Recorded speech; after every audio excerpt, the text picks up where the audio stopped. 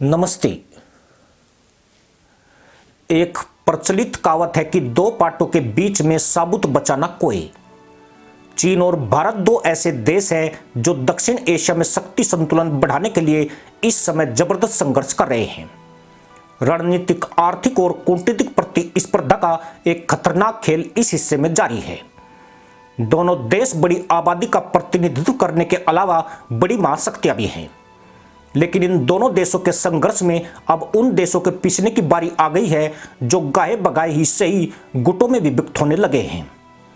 Bangladesh, Bhutan, Myanmar, Afghanistan और श्रीलंका जैसे पड़ोसी देशों ने अभी तक भारत चीन के साथ पारस्परिक रिश्ते बनाकर रखे हैं और ऐसे मुद्दों को किनारे करने की कोशिश की है जिससे लगे कि वे किसी एक देश के अधिक करीब जा रहे हैं। लेकिन पाकिस्तान, नेपाल और अब मालदीव ने खुलेआम चीन की तशरीफ को चाटना शुरू कर दिया है। हाल ही में नेपाल में बड़ा राजनीतिक घटनाक्रम हुआ है, जिसके बाद प्रधानमंत्री पुष्पकमल दहल प्रचंड ने भारत विरोधी केपी शर्मा ओली की पार्टी से गठबंधन कर लिया है। इस नए गठबंधन को कराने में नेपाल में चीनी राजदूत के हस्तक्षेप करने की बात सामने आई है। सीधी सी बात है कि चीन इस हिमालयी देश में भारत विरोधी एजेंडा फिर से सेट करने में लगा है, पर इससे भी बड़ा खेल तो मुल्लाओं के देश मालदीव में जारी है, जहां भारत भगाओ का अभियान चलाकर सत्ता में आए मोहम्मद मोइजू चीन के इशारे पर खेल रहे हैं।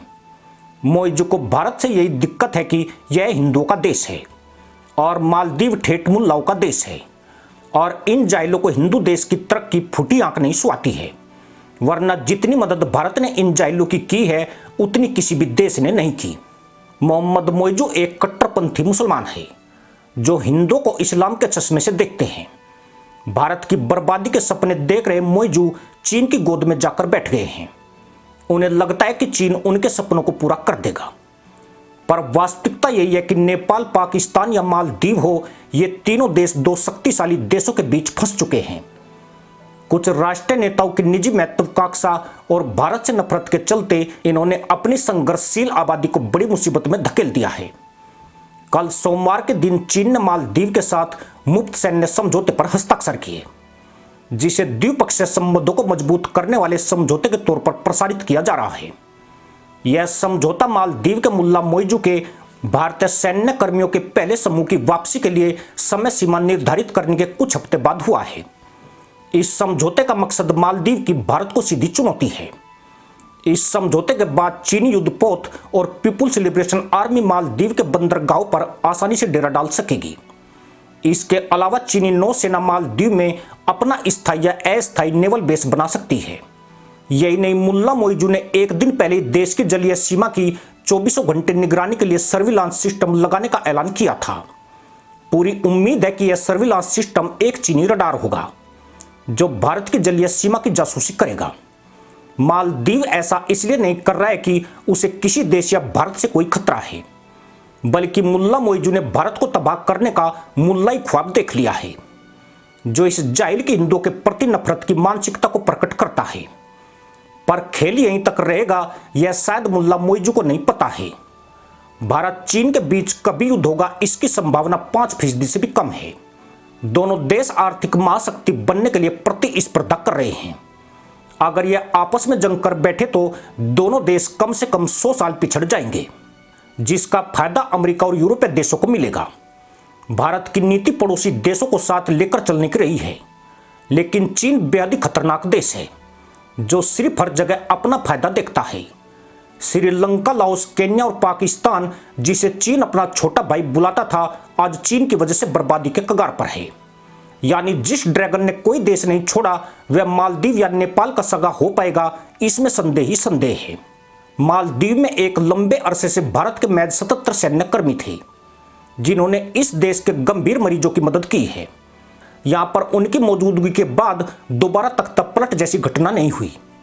अब अगर चीन ने मालदीव को अपना निवास स्थान बना लिया तो इसके परिणाम वैसे नहीं होंगे जैसे भारतीय सैनिकों के यहां मौजूद होने के चलते रहे हैं। दुनिया में मालदीव की कोई खास रुचि नहीं है, यहां तक कि खाड़ी के मुस्लिम देश भी उसे ज्यादा अहमियत नहीं देते हैं।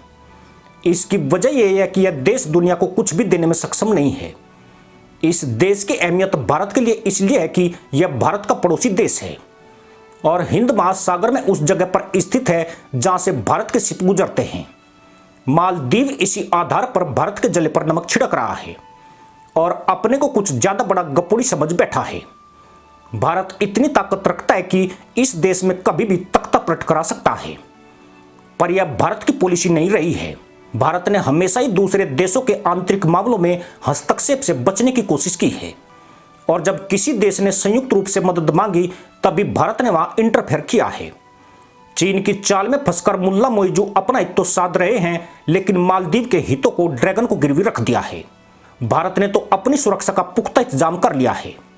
वह लक्षद्वीप और मॉरिशस में अपना नेवल बेस बना रहा है, लेकिन कल जब मालदीव डूबने लगेगा तब उसे चीन बचाने आएगा, इसकी कोई उम्मीद नहीं है। यूं भी चीन वो देश है जो प्रोक्ष तौर पर इस्लामिक देशों को निगल रहा है।